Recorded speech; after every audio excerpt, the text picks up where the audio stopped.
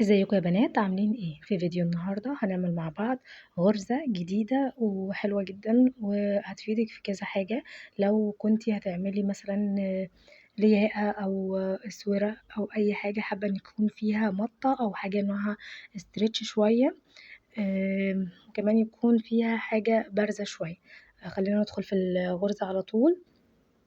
اول حاجه طبعا هعملها هي عقده البدايه، وهرتفع شويه من السلاسل اللي هشتغل عليهم الغرزه.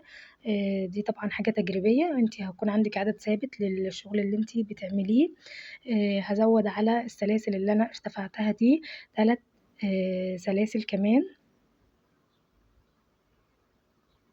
لاني طبعا هشتغل بعمود بلفه.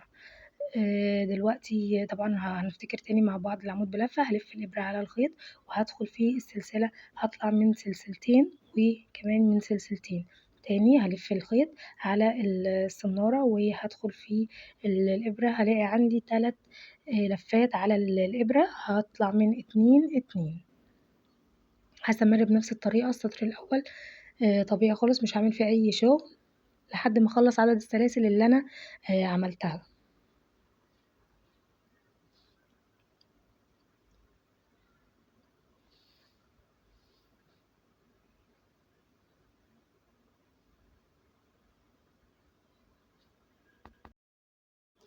حاولي على قد ما تقدري ان الخيط ما يكونش مشدود منك او ايدك ماسكه جامد في الخيط.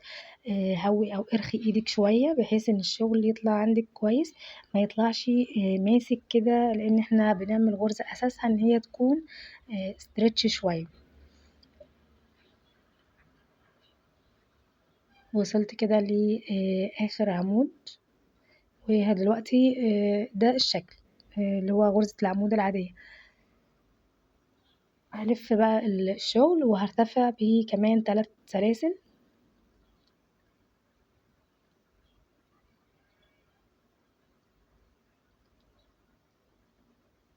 دلوقتي هلف الخيط. في العادة بندخل في المنطقة دي أو في المكان ده، بس المرة دي أنا مش هعمل كده.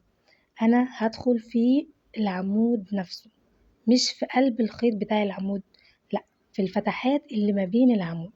يعني هحط الإبرة ورا العمود بالشكل ده، بحيث إن هي تكون حرة ما تدخلش في الخيط نفسه.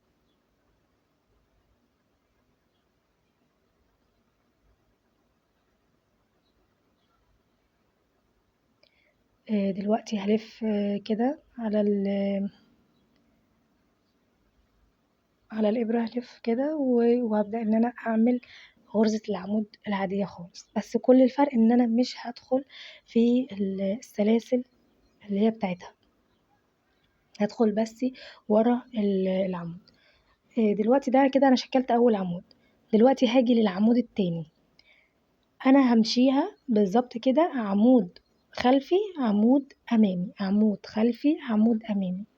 يعني هعكس ما بين كل عمود والتاني. ده اول سطر، بس بعد كده هتكون السطور واضحة عندك او الغرز واضحة، وهتعرفي تميزيها كويس. هي اول واحدة بس اللي هتحتاجي ان انت تركزي فيها شوية، فين انت عاملة العمود ورا ولا قدام بس. ونفس الكلام في الدخول بالإبرة، هتعمليه ورا، هتدخلي الإبرة لقدام. يعني هتدخلي بالإبرة من قدام العمود، هتعمليه قدام، هتدخلي بالإبرة من ورا العمود.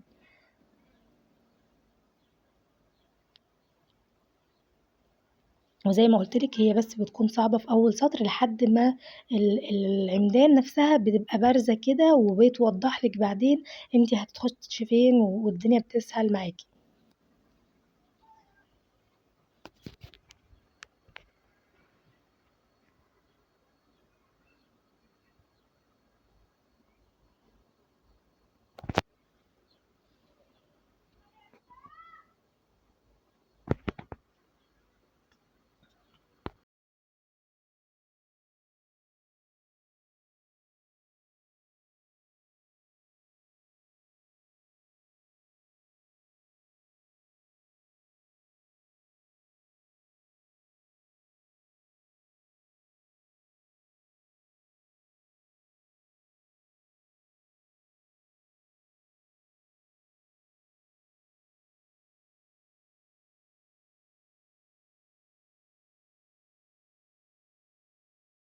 عايزة أوضّح بس إنِّك تكوني عارفة عدد العواميد بتاعتِك عشان ما تنسيش واحد، لإن ده هيفرق جدًا، لو نسيتِ عمود أو زوّدتِ عمود هتلاقي الدنيا راحت وجات معاكِ كده وإن بُصّي يعني شايفة الشغل ماشي على خط واحد، هتلاقي الدنيا باظت معاكِ.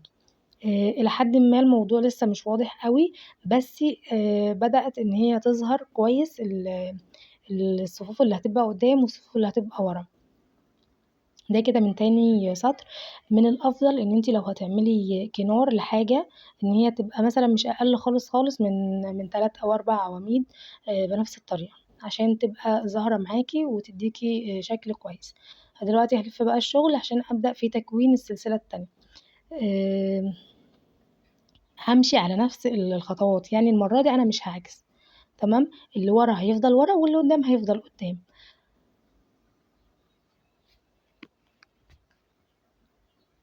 هابدأ كده إن أنا أدخل في العمود اللي هو كان قدّام هيستمر معايا، وأعرف كويس وأنا باشتغل إن أنا أفرّق ما بين دي كانت اللي هي غرز الارتفاع أو على العمود الأخير، لإن في ناس كتيرة بتلخبط ما بينهم وبيحسبوا سلاسل الارتفاع نفسها بيحسبوها عمود وبيشتغلوا عليه، فده طبعًا بيزوّد الشغل، فيطلع معاكِ نتيجة في الآخر مش مضبوطة أوي.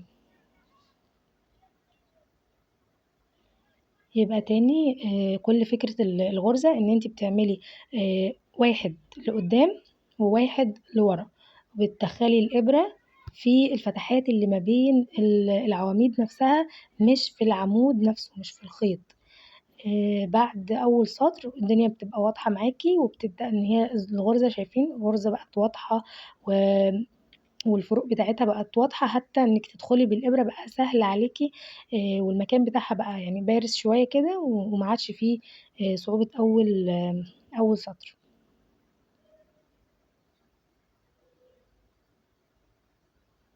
الغرزة دي بقى ليها يعني حاجات كده بتميزها، اللي هو مثلًا لو هتعملي ice cap بتكون في أول حتة اللي هي تدّيكِ راحة شوية، مش بتكون يعني بتكون بتمُط شوية بحيث إن هي تاخد وتدّي معاكِ، تروح وترجع، مش اللي هي تفضل ماسكة كده.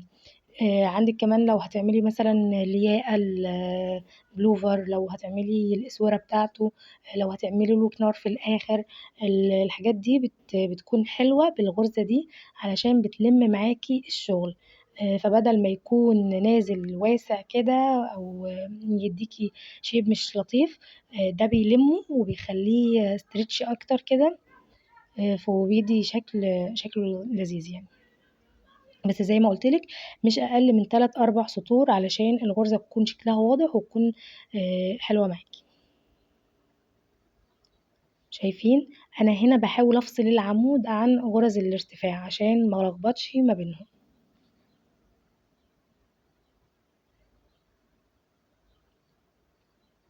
ده بيكون شكل الغرزة وأتمنى إن هي تكون وضحت معاكِ وإن هي تكون سهلة عليكِ. شايفين شكلها حلو أوي وكمان بتدّي stretch كده. وبترجع تاني هي حلاوتها إن هي ترجع تاني لنفس حجمها، عايزة تزوّدي أو تدوّقي، شكلها حلو. أتمنى تكوني استفدتِ ويعجبِك المحتوى، ولو عجبِك ما تنسيش اللايك والشير والكومنت، واكتبي لي حابة تعرفي أنهي غرزة في الفيديو اللي جاي، أشوفكم في فيديو جديد وذاكري كويس.